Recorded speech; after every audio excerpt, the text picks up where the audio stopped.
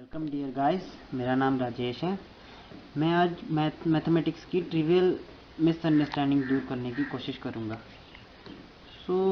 हमारे पास एक कंसेप्ट आता है कि दो पैरामीटर्स की प्रोडक्ट जो है ज़ीरो के बराबर है, और जो पैरामीटर है हमारे पास ए एंड बी है। ए क्या हो सकता है? कोई कांस्टेंट हो सकता है, कोई अलजेब्रिक एक्सप्रेशन हो सकता है।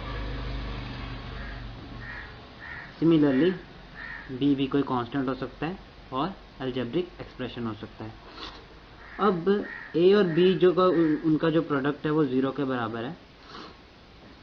वो कौन कौन सी कंडीशंस हो सकती हैं ज़ीरो होने के लिए? इसके लिए a equal to zero, b equal to zero, या ए नहीं इक्वल टू ज़ीरो हो सकता, या बी इक्वल टू ज़ीरो होगा, या ए ज़ीरो के इक्वल होगा तो B not equal to zero होगा।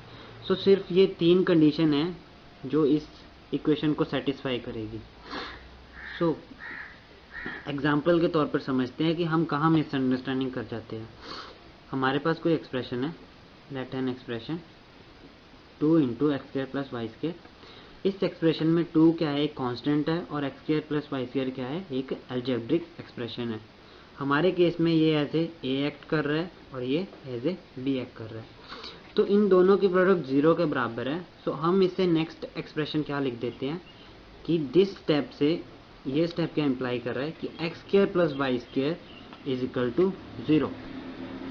यानी दो को हमने नेग्लेक्ट कर दिया। और क्यों नेग्लेक्ट किया उसकी एक्सप्लेनेशन हम क्या देते हैं कि ये जो दो है ये यहाँ पे ज़ीरो के बराबर, ज़ीरो के ओवर चला गया और 0/2 क्या हो गया?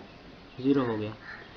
ऐसे हमें क्या मिल जाता है? X square plus y square is equal to zero हो जाता है, जो हमें रिजल्ट चाहिए होता है। बट ये कोई प्रॉपर एक्सप्लेनेशन इसकी नहीं है। इसकी प्रॉपर एक्सप्लेनेशन कहाँ से मिलेगी? हमें इन तीन इक्वेशन से मिलेगी। हमारे पास ए क्या है हमारे केस में? 2, और बी क्या है? X square plus y square. ये जो इक्वेशन है इसकी कंसिस्टेंसी इक्वल टू ज़ीरो कौन डिफाइन करेगा? दो का अपना इंडिविजुअल बिहेवियर और x square plus y square का अपना इंडिविजुअल बिहेवियर।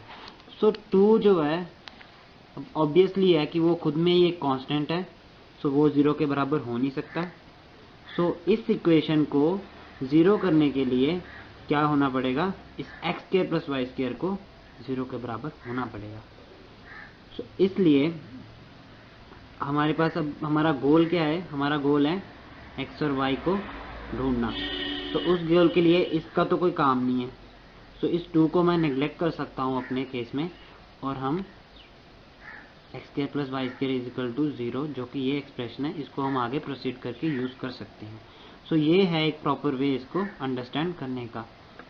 ऐसे ही हमारे बहुत सी मिसअंडरस्टैंडिंग्स हैं मैथमेटिक्स